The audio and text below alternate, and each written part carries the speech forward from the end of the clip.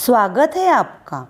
चलिए जानते हैं हिंदी व्याकरण अंतर्गत वाक्य के प्रकार 2। सबसे पहले जानते हैं वाक्य क्या होता है, वाक्य किसे कहते हैं। दो या दो से अधिक शब्दों का समूह जब पूरा भाव या विचार प्रकट करता है तब उसे वाक्य कहते हैं। ध्यान रहे, एक सामान्य वाक्य में क्रमशः कर्ता, कर्म और क्रिया होती है। अब जानते हैं वाक्य भेद के 2 प्रकार, रचना के आधार पर वाक्य भेद और अर्थ के आधार पर वाक्य भेद। तो सबसे पहले रचना के आधार पर वाक्य भेद दर्शाए गए हैं। वह जानने के लिए इस वीडियो के नीचे डिस्क्रिप्शन बॉक्स में एक लिंक दी गई है।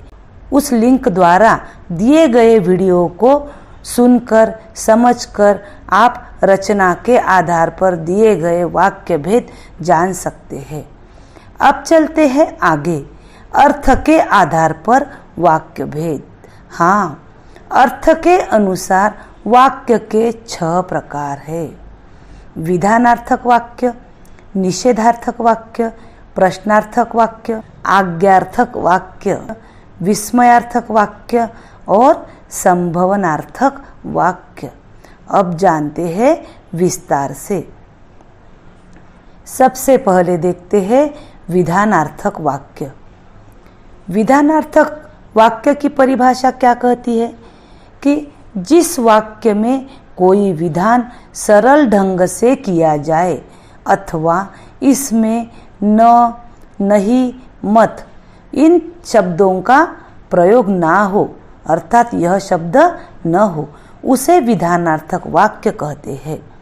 जानते हैं उदाहरण, पेड़ हवा को शुद्ध करते हैं, परिश्रम करने से सफलता मिलती है। अगर हम यह दोनों वाक्य पढ़ते हैं तो यहाँ हमें दोनों वाक्य सकारात्मक नजर आते हैं। यहाँ कहीं भी न, नहीं अथवा मत इन शब्दों का उपयोग नहीं किया गया है, तो यही विधानार्थक वाक्य कहलाते हैं। अब चलते हैं निषेधार्थक वाक्य की ओर। जिस वाक्य में किसी काम के न होने या न करने का बोध हो उसे निषेधार्थक वाक्य कहते हैं। अब यहाँ ध्यान रहे कि निषेधार्थक वाक्य में न, नहीं, मत इन शब्दों का प्रयोग होता है। जैसे किसान हीरे का मूल्य नहीं जानता था। अब इस वाक्य में नहीं जानता था, नहीं इस शब्द का प्रयोग किया गया है।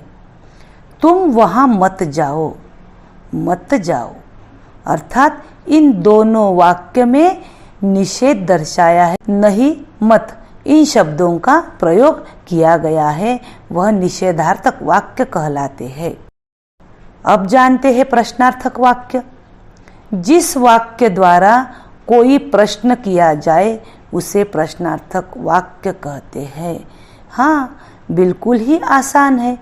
हमारे वाक्यों में अगर हमने किसी से प्रश्न किया है, जैसे श्याम तुम क्या बनना चाहते हो, हमने यहाँ श्याम को पूछा है, अर्थात प्रश्न किया है।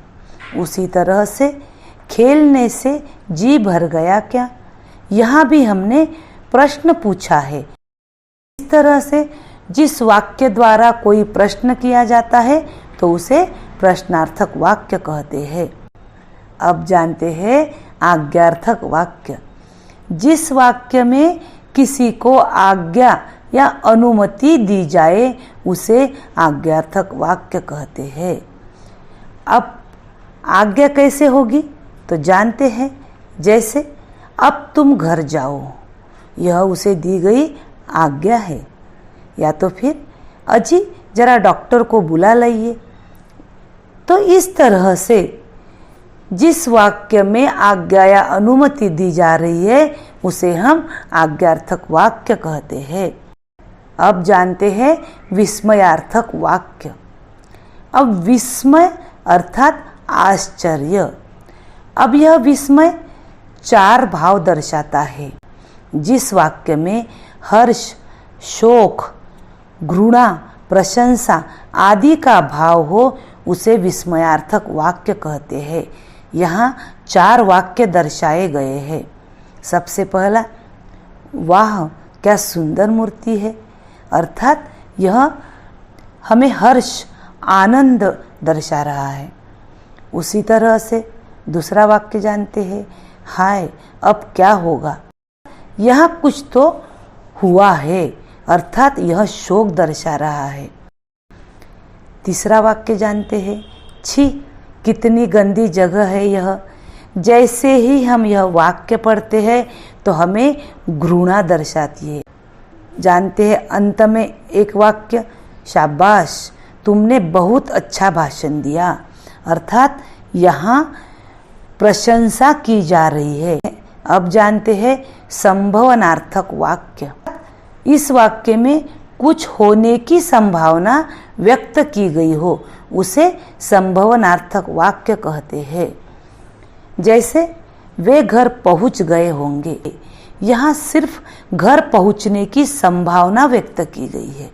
उसी तरह से शायद सवाल रह गए हैं, यहाँ भी कुछ सवाल रह जाने की संभावना दर्शाई गई है। तो इसी तरह से अर्थ के अनुसार दिए गए वाक्य के 6 प्रकार उदाहरण समझकर लिखने का प्रयास करें।